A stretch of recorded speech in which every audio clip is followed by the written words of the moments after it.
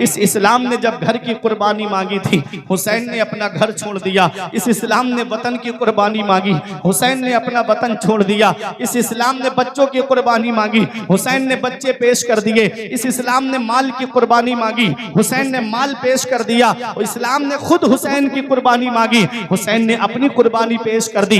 ऐ लोगों जरा तवज्जो दीजिएगा, अपना घर सबको प्यारा होता है, जब वतन की कुर्बानी मांगी, और वतन भी वो प्यारा वतन जिसके लिए हम पांचों वक्त नमाजों में दुआ करते हैं, दिखा दे या इलाही वो मदीना कैसी बस्ती है जहां पर रात दिन मौला तेरी रहमत बरसती है। अल्लाह अकबर। हुसैन ने जब मदीना छोड़ा था तो आप सोचिएगा इमाम हुसैन के दिल पे क्या बीती होगी। ऐ लोगों, आज 8 दिन मदीने में रहने वाला हाजी जब मदीना छोड़ता है, ये शायर अहले सुन्नत कारी अहमदुल फत्ताह साहिब किबला ने उम्रा किया है, मदीने के जलवे देखे हैं। रमजान शरीफ के महीने में हर साल उम्रा करने के लिए जाते हैं। परवरदिगार आलम हम सबको इनके सदक़े में तौफीक अता फरमाए, गुंबद खदरा के जलवों की हाजिरी हमको नसीब फरमाए।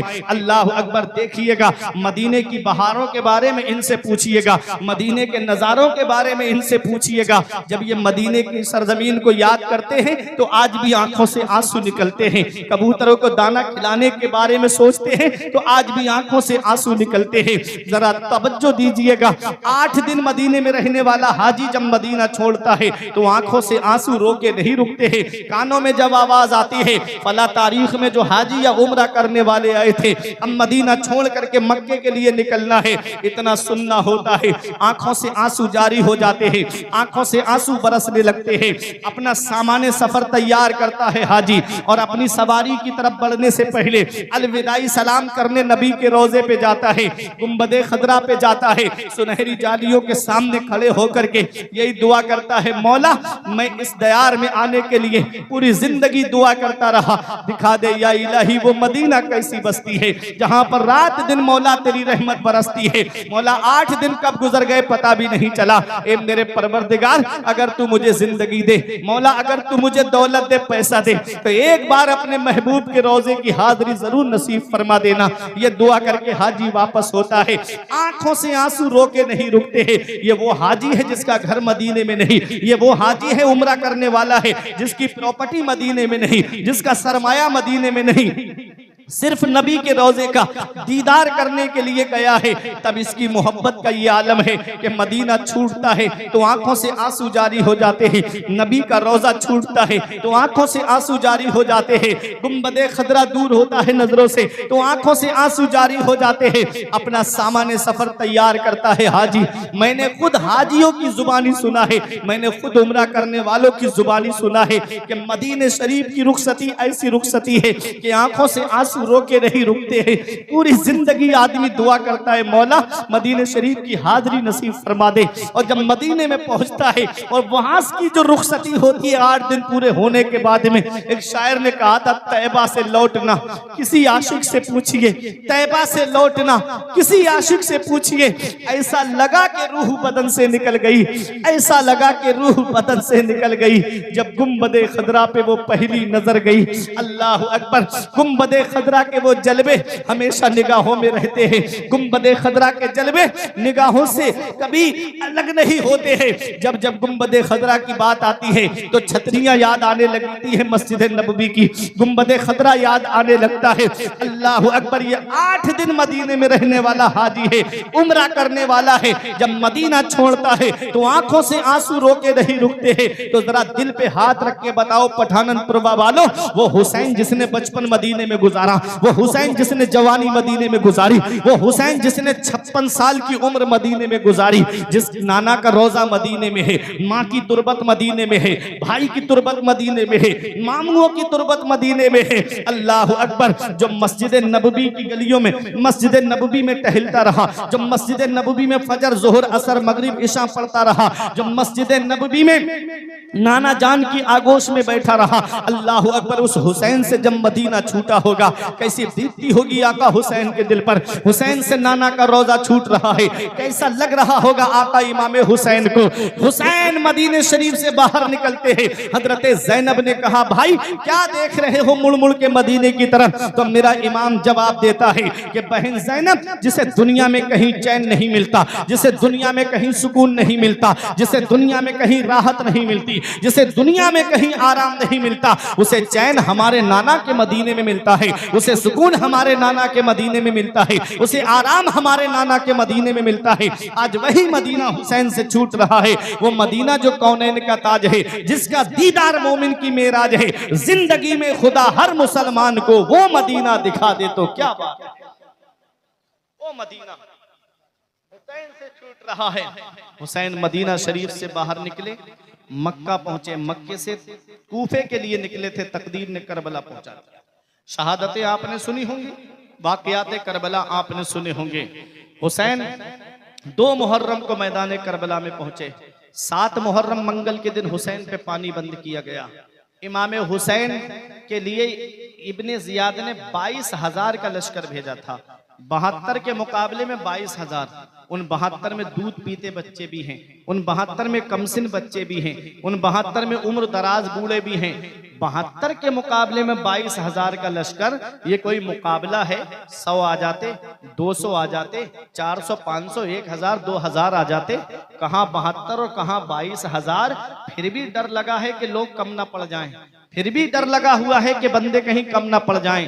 तो इब्ने जियाद से दुनिया ने पूछा, ओ इब्ने जियाद, क्या तेरी अकल मारी गई थी कि तूने 72 के मुकाबले में 22,000 भेज दिए? तो इब्ने जियाद की अकल जवाब देती है कि इब्ने जियाद 72 को नहीं देख रहा था, वो 72 में देख रहा था। को देखना और है, में देखना और है, घर को देखना और है, घर में देखना और है। वहाबियों ने नबी के हाथों को देखा, खाली नजर आए, किताबों में दिया जिनका नाम मोहम्मद या अली है, वो किसी चीज के मालिक व मुख्तार नहीं। आला हजरत ने हाथों में देखा, दोनों जहान के खजाने नजर आए। तो लिखते हैं मालिक कौनैन हैं, वो पास कुछ रखते नहीं, 2 जहां की नेमतें हैं उनके खाली हाथ में। वो देखना और है, मैं देखना और है।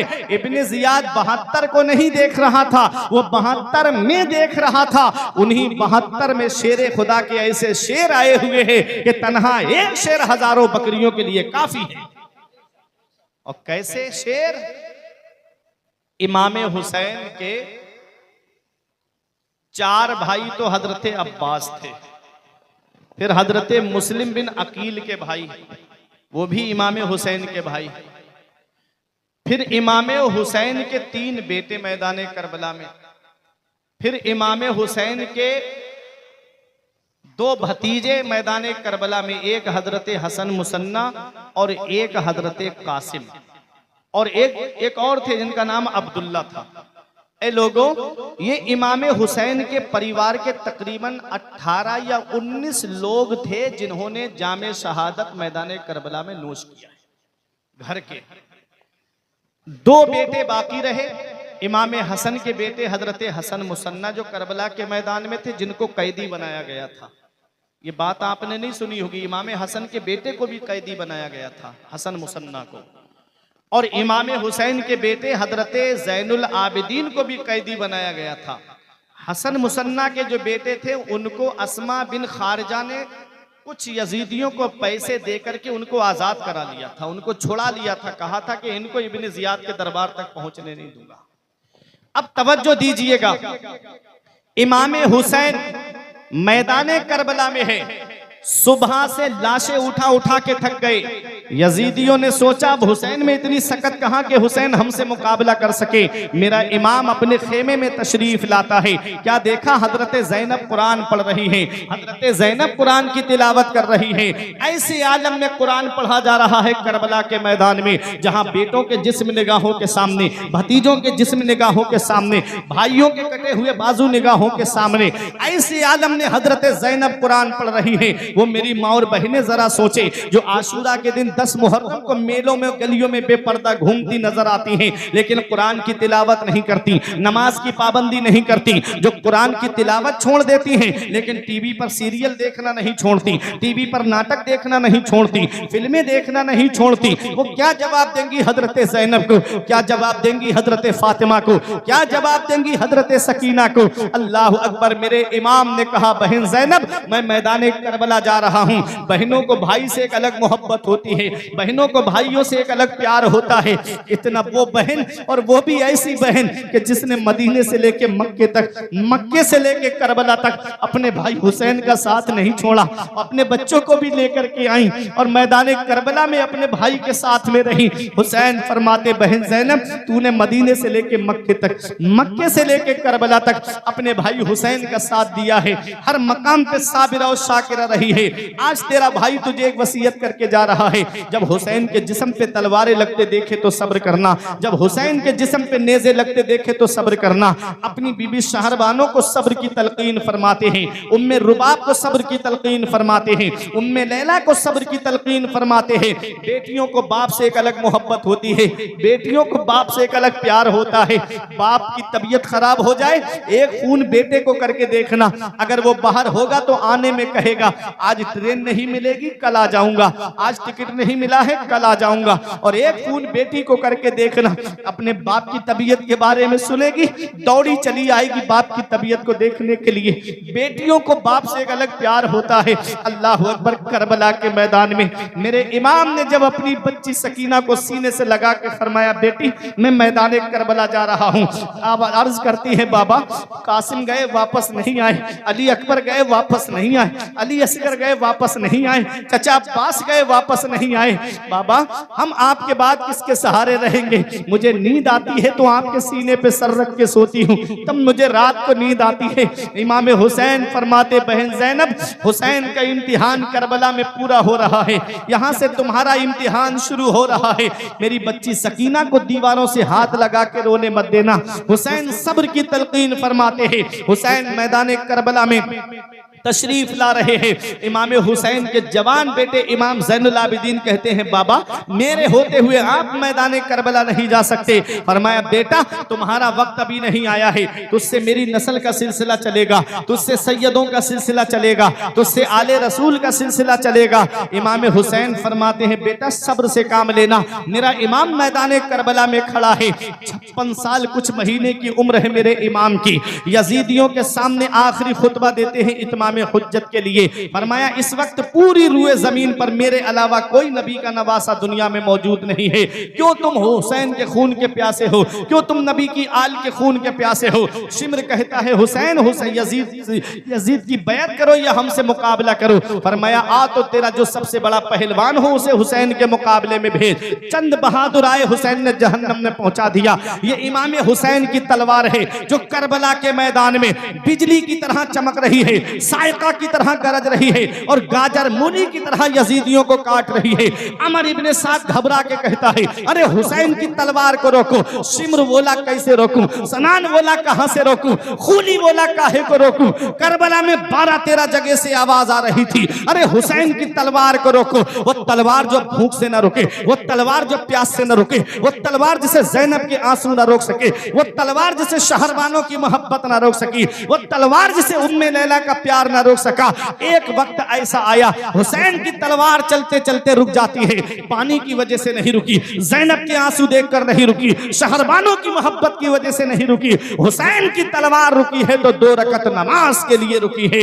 हुसैन जाते जाते हमको एक सबक दे रहे हैं, हुसैन जाते जाते हमको एक दर्स दे रहे हैं, हुसैन जाते जाते हमको एक पैगाम दे रहे हैं। तुम खाना खा के नमाज नहीं पढ़ते, तुम पानी पी के नमाज नहीं पढ़ते, तुम शिकम सैर होके नमाज नहीं पढ़ते, तुम ऐशो आराम में रह के नमाज नहीं पढ़ते, तुम एसियों की हवाओं में नमाज नहीं पढ़ते, तुम पंखों और कूलरों की हवाओं में नमाज नहीं पढ़ते, तुम अपने घरों के अंदर सुकून में रह के नमाज नहीं पढ़ते। जिस हुसैन से मोहब्बत का दावा करता है, तलवारें चल रही हैं, हुसैन सजदा कर रहे हैं, तलवारें चल रही हैं, हुसैन सजदा कर रहे हैं, नेज़े चल रहे हैं, हुसैन सजदा कर रहे हैं। हुसैन का सर तन से जुदा होकर दिया जाता है। सजदे की हालत में हुसैन घोड़े पे थे, तब सर को तन से जुदा क्यों नहीं किया गया? घोड़े से आ रहे थे तब सर को तन से जुदा क्यों नहीं किया गया? जब सजदे में आका हुसैन पहुंचे तब सर को तन से जुदा किया जा रहा है। तो सुनो सजदे की हालत कैसी है। तो सुनो नबी फरमाते हैं जब बंदा नमाज पढ़ता है और जब सजदे में होता है तो उसे अल्लाह का कुर्ब हासिल हो जाता है,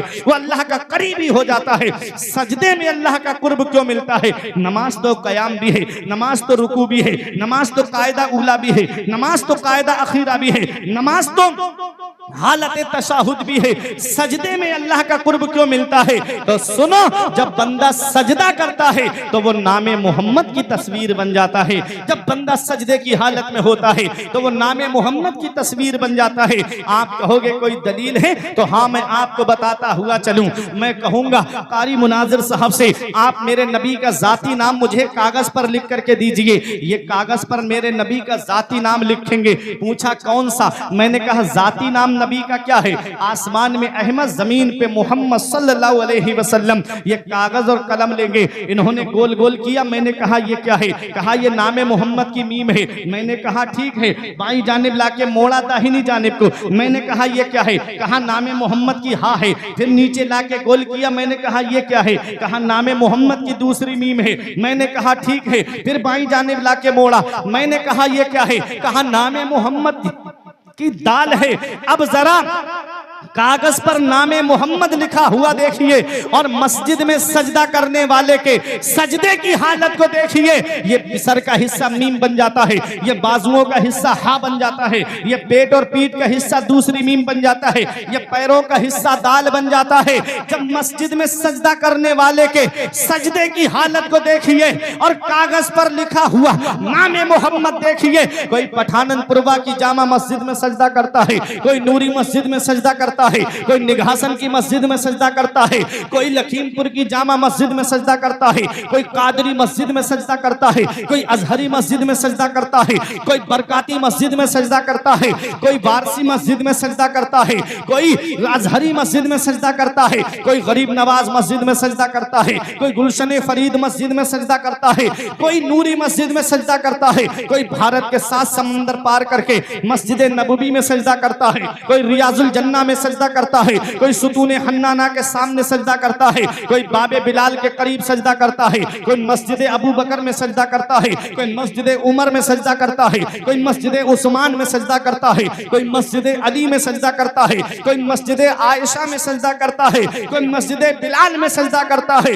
कोई खाना काबा के साए में जाकर के हजर अस्वद के सामने सजदा करता है, हजर अस्वद के साए में सजदा करता है, कोई रुकने यमनी के साए में सजदा करता है, कोई रुकने शामी के साए में सजदा करता है, कोई मकाम इब्राहिम के पास में सजदा करता है, कोई चाहे जमजम के करीब सजदा करता है, कोई सफा मरवा पे सजदा करता है, कोई मुजदलफा में सजदा करता है, कोई मिना में सजदा करता है। अब आपकी मोहब्बत का इम्तिहान है। कोई मिना में सजदा करता है, कोई मैदान अराफात में सजदा करता है। अरे फर्शी फर्श पे सजदा करते हैं और अर्शी अर्श पे सजदा करते हैं। इन सब के सजदे एक तरफ और करबला में हुसैन का सजदा एक तरफ। उस सजदे का जवाब कहां से लाओगे जो पर्चियों के साए में हुआ? उस सजदे का जवाब कहां से लाओगे जो तलवारों के साए में हुआ? उस सजदे का जवाब कहां से लाओगे जो नेज़े के साए में हुआ है? हुसैन का सजदा हमें एक पैगाम दे रहा है, तुमसे कज़ा न होगी कभी फिर कोई नमाज।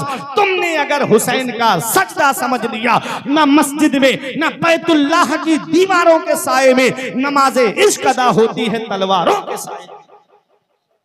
नमाज़े इश्क अदा होती है तलवारों के साए में। हुसैन का आखिरी सजदा हमें पैगाम दे रहा है। और आज हम हैं, सिर्फ दावा है हुसैन से मोहब्बत का, मस्जिद खाली है हमारी।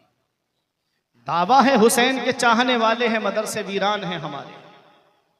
मस्जिद और मदरसों की हालत देखो तो अफसोस होता है आज अपनी कौम के ऊपर, जो नाजायज कामों में लाखों रुपये खर्च कर दें और मस्जिद और मदरसे के हालात वही। मस्जिदों के इमामों की 4-4, 5-5, 6-6 महीने से तनख्वाहें रुकी हुई, नहीं करेंगे खर्च। मदरसों में बच्चों को नहीं भेजेंगे पढ़ने के लिए। न संभलोगे तो मिट जाओगे हिंदी मुसलमानों, तुम्हारी दास्तां तक भी न होगी दास्तानों। हमें करनी है शहंशाह बतहा की रजा जोई, वो अपने हो गए तो रहमते परवरदिगार अपनी। तरीक़े मुस्तफ़ा को छोड़ना है वजह बर्बादी, इसी से कौम दुनिया में हुई बे इक़्तिदार अपनी। तुम जानते हो हुसैन की लड़ाई थी किससे? यजीद से थी हुसैन की लड़ाई। हुसैन की लड़ाई यजीद से नहीं थी, यजीद के किरदार से थी, यजीद के कैरेक्टर से थी, यजीद की आदत से थी। और यजीद की आदत क्या है? हाफिज इब्ने कसीर ने अल बिदाया वन निहाया में लिखा, इन्ना यजीद क़द इश्तहरा बिल मआज़िफ़ व शुर्बिल खम्र वल गिना, कि यजीद राग बाजों का रसिया था, यजीद ढोल ढमाकों का रसिया था, यजीद शराब पीता था, यजीद कभी कभी नमाजें छोड़ देता था, यजीद राग बाजों का रसिया था। अब जरा मुझे बताओ, मुसलमान होकर के, हुसैनी होने का दावा करके आज मुसलमान भाई हमारा शराब के ठेके पे खड़ा हो, तो बताओ क्या वो सच्चा हुसैनी है? आप बताओ क्या सच्चा हुसैनी है? नमाज मस्जिद के अंदर हो रही है और गलियों में ऊधम मचाते हुए इधर उधर मुसलमान फिरें और मस्जिद में नमाज होती रहे, नमाज ना पढ़ें, तो क्या ये हुसैनी होने का जो दावा किया है, क्या हम उस दावे में सच्चे हैं? ये हाल है आज हमारी कौम का। गानों को जो सुने और कहे कि मैं हुसैन से मोहब्बत करता हूं, तो क्या वो मोहब्बत में सच्चा है? जो घरों पे फिल्में देखे और कहे कि मैं हुसैन से सच्ची मोहब्बत करता हूं, क्या वो अपनी मोहब्बत में सच्चा है? नमाजें छोड़ के कहता है मैं हुसैनी हूं, बता हुसैन ने कब फर्ज़े ऐन छोड़े हैं? मेरे अजीज में पहुंचा हूं इस नतीजे पर, नमाज छोड़ दी समझो हुसैन छोड़े हैं, नमाज छोड़ दी समझो हुसैन छोड़े हैं। अब यजीद का किरदार है कि वो रागबाजों का रसिया है, ढोल धमाकों का रसिया है, यजीद शराब पीता है, यजीद बंदरों के सरों पे सोने की टोपियां रखता था, कोई बंदर मर जाता उसका गम मनाता था, उसके दरबार में रक्कासा का डांस होता था जिसे आज हम अपनी जुबान में डांस पार्टी कहते हैं। उसके दरबार में बकायदा नाचने वाली रक्कासा आती थी, वो उनका नाच देखता था, शराब की बोतल करीब रहती थी, सुराई में शराब भरी रहती थी, जाम पे जाम पीता रहता और नाच देखता रहता। अब मुझे बताओ, अपने बच्चों की शादी के मौके पे हम घरों के दरवाजों पे ला करके डांस पार्टी नचवाएं, बैंड अपने बच्चों की शादियों में बजवाएं, तो बताओ क्या हम सच्चे हुसैनी हैं? ये हमारा हाल है। सिर्फ जुबान से हमारा दावा है कि हम हुसैन से मोहब्बत करते हैं, हम हुसैन से मोहब्बत करते हैं, हम हुसैन से प्यार करते हैं। अभी अगर सही माना में देखा जाए, कसौटी पे उतार करके, तो एक भी हुसैनी नहीं निकलेगा। मस्जिदें खाली हमारी, मस्जिदें सूनी हमारी, मदरसे वीरान हो गए हमारे, और हमने सिनेमा हाल आबाद कर दिए। नौजवानों, मौत का कोई भरोसा नहीं है, कब आ जाए, किस जगह और किस हाल में आ जाए। अभी तुमने बकरा ईद के बाद एक फ्लाइट को नहीं देखा था, एयर इंडिया फ्लाइट, 242 के करीब लोग गए थे, लंदन जा रहे थे। एक परिवार के 26 लोग थे मुसलमान, बकरा ईद करने के लिए घर पे आए थे हिंदुस्तान में, वापस जा रहे थे, एक नहीं बचा उसमें से। एक घर के 5 लोग थे, 3 बच्चे और 2 मियाँ बीवी, डॉक्टर परिवार था वो, एक नहीं बचा। मौत का कोई भरोसा है? मौत का कोई पता है? कब आ जाए, किस जगह और किस हाल में आ जाए? इसीलिए हमारे बुजुर्गों ने फरमाया था, अगर तुम्हारा नमाज में दिल नहीं लगता है तो नमाज पढ़ते वक्त ये सोचा करो कि ये नमाज मेरी आखिरी नमाज हो सकती है। फजर पढ़ रहे हो तो ये सोच लेना, पता नहीं जोहर मिलेगी भी या नहीं मिलेगी। जोहर पढ़ रहे हो तो ये तसव्वुर कर लेना कि पता नहीं असर मिलेगी या नहीं मिलेगी। इस नमाज को दिलचस्पी के साथ पढ़ लो, खुशू खुजू के साथ में पढ़ लो। लेकिन नहीं पढ़ेंगे, कयामत के दिन सबसे पहला सवाल नमाज का होगा। रोजे महशर के जा गुदाज बुवद, अव्वली पुरुष से नमाज बुवद। मैदान हश्र जो जान को पिघलाने वाला है, उस दिन सबसे पहला सवाल नमाज का होगा। उसी में अगर 0 निकल आए तो फिर क्या करोगे? उनको रहम आए तो आए, वरना वो कड़ी मार है क्या होना है। छुप के लोगों से किए जिसके गुनाह, वो खबरदार है क्या होना है। कल तो दीदार का दिन है और यहाँ आंख बेकार है क्या होना है। हाय बिगड़ी तो कहाँ आकर नाओ, ऐन मझधार है क्या होना है। सच्चे हुसैनी बनो, किरदार से हुसैनी बनो। आमाल से हुसैनी बनो, अकवाल से हुसैनी बनो, अफआल से हुसैनी बनो, और ऐसे हुसैनी बनो कि जब तुम गली में चलो तो लोग देख के तुमको कह दे कि अगर सच्चा हुसैनी देखना है तो पठाननपुरवा के इस मुसलमान को देख लो जो हुसैन की यादाओं को अपनाए हुए है, हुसैन के बताए तरीके पे चल रहा है। अगर सच्चा हुसैनी देखना है, जुए से बाज रहो, शराबों से बाज रहो, नमाजों की पाबंदी करो, कहीं बुराइयों की जगह पे खड़े मत हो, कहीं अय्याशियों के अड्डों पे खड़े मत हो, जुए और शराब से दूर हो जाओ, हुसैन से सच्ची मोहब्बत करोगे। अरे हुसैन ने कल के यजीद के साथ सपोर्ट इसलिए नहीं की थी कि यजीद शराब पीता था, यजीद जानी था, यजीद नमाजें कभी कभी छोड़ देता था, यजीद रागबाजों का रसिया था। तो सोचो जब कल के यजीद के साथ में हुसैन ने अपना हाथ नहीं दिया है तो आज हम हुसैन से मोहब्बत का दावा करके शराब के करीब जाएं, जिना के अड्डों के करीब जाएं, अय्याशियों के करीब जाएं, तो बताओ कयामत के दिन हुसैन हमारी शफाअत कैसे करा सकते? जब यजीद के साथ हुसैन ने हाथ नहीं मिलाया तो हम हुसैन से मोहब्बत का दावा करके गुनाहों को के अड्डों को आबाद करेंगे तो हुसैन कयामत में हमारे काम कैसे आ सकते हैं? इसलिए नमाजें छोड़ के कहता है मैं हुसैनी हूं। बता हुसैन ने कब फर्ज़े ऐन छोड़े हैं? मेरे अजीज में पहुंचा हूं इस नतीजे पर, नमाज छोड़ दी समझो हुसैन छोड़े। हुसैन सजदे की हालत में है, सर को तन से जुदा किया गया। अब दिल थाम के देख, सुनना, सर का तन से जुदा होना था, सूरज ने शर्म से मुंह छुपा लिया, सितारे आपस में टकराने लगे, बैतुल मक़दिस के पत्थर से ताजा खून निकलने लगा, पत्थर हटाया जाता उसके नीचे से खून निकलता। ऐ लोगों, इमाम हुसैन की शहादत के बाद यजीदियों के जुल्म का बाजार थमा नहीं था, उन्होंने खेमों के अंदर आग लगा दी। खेमों में आग क्यों लगाई थी? खेमों में आग इसलिए लगाई थी कि मेरा इमाम वो सारे खत लेकर आया था जो इन कूफे वालों ने इमाम हुसैन को लिखे थे, वो सारे खत मौजूद थे। सारे सबूत मिटाने के लिए इन जालिमों ने खेमों के अंदर आग लगा दी। हजरत ज़ैनब का किरदार देखिए, जो हजरत ज़ैनब कभी इस खेमे में जाएं बच्चों को बाहर लेकर के आएं, कभी उस खेमे में जाएं और बच्चों को बाहर लेकर के आएं, कभी हजरत ज़ैनब उस खेमे में जाएं बच्चों को बाहर लेकर आएं। एक जवान को हजरत ज़ैनब अपनी पुश्त पर उठा करके लाती हैं। एक शायर ने कहा था, बचा के शोलों से आबिद को जाके लाई है, कमर पे बारे इमामत उठा के लाई है, अली की बेटी को झुककर सलाम कर इस्लाम, तेरी अमानतें घर तक बचा के लाई है। शब्बीर के मकसद की निगहबान है ज़ैनब, हर जुल्म पे एक फतह का ऐलान है ज़ैनब। बुझते हुए शोलों से कोई जाके ये कह दे, इस्लाम को बेदाग बचा ले गई ज़ैनब। ये हजरत ज़ैनब का किरदार है। ऐसे आलम में जब असर का वक्त होता है तो तमाम खेमे वालों से हजरत ज़ैनब कहती हैं कि असर की नमाज पढ़नी है, पानी है नहीं, तयम्मुम करके असर की नमाज पढ़ो। ऐसे आलम में भी नमाज पढ़ी जा रही है। हमारे घर में एक का इंतकाल हो जाए, पूरे घर के होश उड़ जाते हैं, इल्ला माशाअल्लाह कोई है जो नमाज पढ़ता है, वरना फजर, जोहर, असर, मगरिब एक वक्त की नमाज का पता नहीं रहता। और ये हजरत ज़ैनब है। इमाम हुसैन की शहादत को देखा, हजरत अब्बास की शहादत को देखा, हजरत अली असगर की शहादत को देखा है, हजरत कासिम की जवानी लुटते हुए देखी है, हजरत अली अकबर की जवानी लुटते हुए देखी है। फिर भी ऐसे आलम में मैदान करबला में नमाज पढ़ी जा रही है। अल्लाह अकबर, रात की तारीकी छा जाती है। और जब रात की तारीकी छा गई, यजीदियों ने सोचा कि अब हमारी लड़ाई हुसैन से थी, हुसैन शहीद हो गए हैं, चलो कुछ खाना हुसैन के खेमे में पहुंचा दिया जाए, कुछ पानी भेज दिया जाए हुसैन को, हुसैन के खेमे की तरफ। अल्लाह अकबर, सोचा जाएगा कौन? हजरत ज़ैनब तलवार लेकर के बैठी हैं, कौन उधर बढ़ेगा?